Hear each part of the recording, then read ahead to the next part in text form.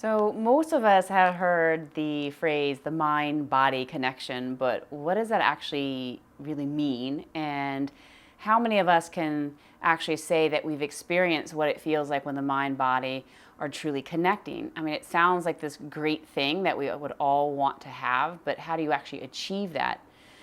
From a yogic perspective, the mind and the body actually never really interact.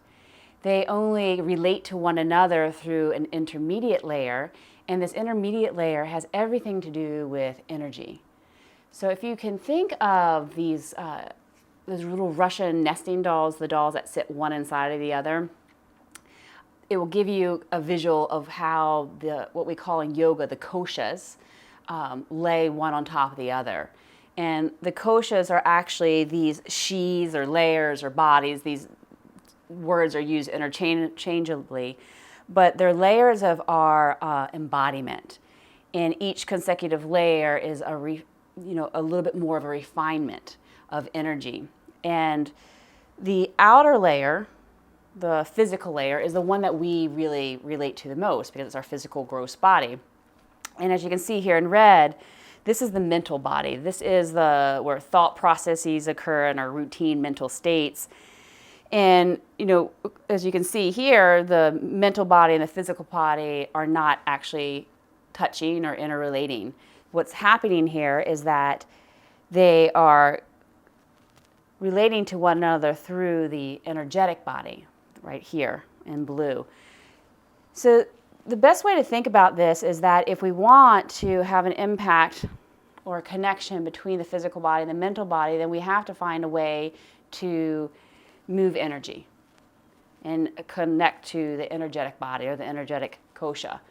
So the next question would be like, okay, so how do I do that? How do I connect to this energetic layer and start to move energy? And in yoga terms, the way that we do that is we do it through the breath and these different breathing techniques that we'll actually go over in some consecutive lectures and videos. So now that we know, if I want to impact the physical body, mental body, or seek this connection, I need to move energy. If I want to move energy, I need to learn how to breathe. So, and another way to think about this is that there's this term called prana, and prana is actually energy. It's the yogic term for energy. It's the vital energy that permeates all living things, including us. It's what gives our body life. And in order to control the mind, those mental states, we really need to learn how to control that energy, because that way we can have an impact on this mental state. And there's a great analogy in yoga where the mind is viewed as this kite. And we all know that kites can be very erratic if we don't know how to skillfully hold the string of the kite and to guide the kite. And the way that we guide the kite of the mind is through prana. And the way that we guide prana is through the breath.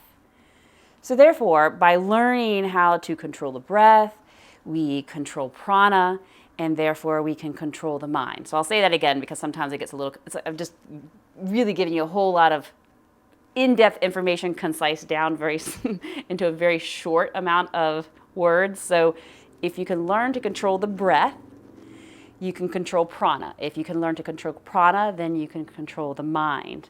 So, and we all know that, we've all experienced this, that when our mind is erratic, when we can't control our thoughts, we feel almost as if we are a prisoner to our own thoughts. And the thing is that we really need mind to go out there and support us and helping us to do and achieve the things that we're meant to do in this lifetime, and not be a victim to our own thoughts. We need the mind to be in service of our highest good.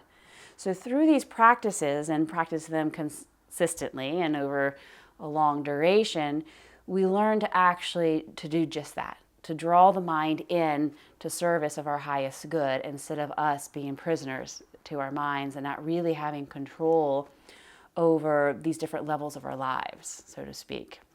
So that is a lot of information in a very little nutshell, but it's really pertinent to what we're going to be working on in the next few lectures. So let's move on.